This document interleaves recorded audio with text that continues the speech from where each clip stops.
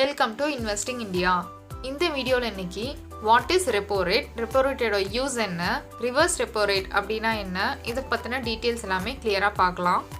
பேசிக்காக ஒரு கன்சியூமர் அவங்களுக்கு லோன் தேவைப்படுது அப்படின்னா பேங்க்கில் போயிட்டு தன்னோட பத்திரம் ஏதாவது வச்சுட்டு அதுக்குரிய லோன் அமௌண்ட்டை சம் இன்ட்ரெஸ்ட்டில் அவங்க வாங்கிப்பாங்க. சேம் கான்செப்ட் தான். பேங்க்கு இப்போ லோன் தேவைப்படுது அப்படின்னா அவங்க ரிசர்வ் பேங்க் ஆஃப் இந்தியா கிட்ட அவங்களோட கவர்மெண்ட் லோன் பாண்ட்ஸை கொடுத்துட்டு ஒரு சம் பர்சன்டேஜ் ஆஃப் இன்ட்ரெஸ்ட்டுக்கு லோன் வாங்கிப்பாங்க. இந்த மெத்தடில் பேங்க் வாங்கக்கூடிய லோனுக்கு ரிசர்வ் பேங்க் ஆஃப் இந்தியா எவ்வளோ பர்சன்டேஜ் இன்ட்ரெஸ்ட் ஃபிக்ஸ் பண்ணுறாங்க அப்படிங்கிறது தான் ரெப்போ ரேட். இது ரீபர்ச்சேஸ் ரேட்னு சொல்லுவாங்க. இந்த ரெப்போ ரேட்டை பேஸ் பண்ணி தான் கன்சியூமருக்கு பேங்க்லேருந்து கொடுக்கக்கூடிய லோனுக்கு எவ்வளோ பர்சன்டேஜ் இன்ட்ரெஸ்ட் ஃபிக்ஸ் பண்ணுறாங்கங்கிறது டிசைட் பண்ணுவாங்க.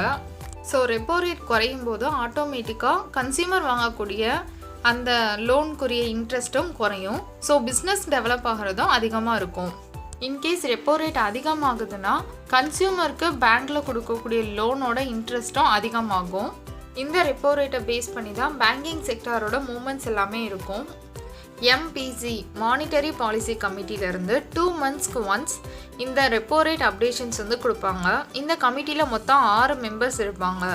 இன்ஃப்ளேஷன், லிக்விடிட்டி டிமாண்ட் இது எல்லாத்தையும் பேஸ் பண்ணி இவங்க 6 பேரும் எடுக்கக்கூடிய சஜஷன்ஸில் யாரோட சஜஷன்ஸ் அதிகமாக மெஜாரிட்டியில் இருக்கோ அதை தான் ஃபைனல் பண்ணி ரெப்போ ரேட்டாக அனௌன்ஸ் பண்ணுவாங்க. இன்ஃப்ளேஷன் பணம் வீக்கம் அதிகமாகுதுன்னா ரெப்போ ரேட் ரிவர்ஸ் ரெப்போ ரேட்டோட வேல்யூவும் அதிகமாகும். இன்கேஸ் இன்ஃப்ளேஷன் கம்மியாகுது, டிக்ரீஸ் ஆகுது அப்படின்னா ரெப்போ ரேட் ரிவர்ஸ் ரெப்போ ரேட்டோட வேல்யூவும் டிக்ரீஸ் ஆகும். பிப்ரவரி மந்தில் இந்த ரெப்போ ரேட்டோட வேல்யூ 6% இருந்துச்சு. இப்போது கரண்ட்லி இதோட வேல்யூ 4% இருக்குது. இது பொருளாதார மந்த நிலையை குறிக்குது அப்படின்னு சொல்கிறாங்க. இந்த ரெப்போ ரேட் வேல்யூ அடுத்த அப்டேஷன்ஸில் இன்னுமே குறையும்னு எதிர்பார்க்குறாங்க.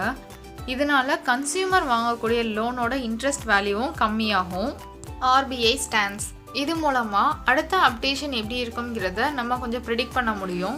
இதில் டைட்டனிங், அக்காமடேட்டிவ், நியூட்ரல் அப்படின்னு 3 ஆப்ஷன் இருக்குது. டைட்டனிங் அப்படின்னா இப்போ வந்திருக்கக்கூடிய அப்டேஷன்ஸை விட அடுத்த அப்டேஷனில் ரெப்போ ரேட் அதிகமாகும், இன்க்ரீஸ் ஆகுங்கிறத மென்ஷன் பண்ணோம்.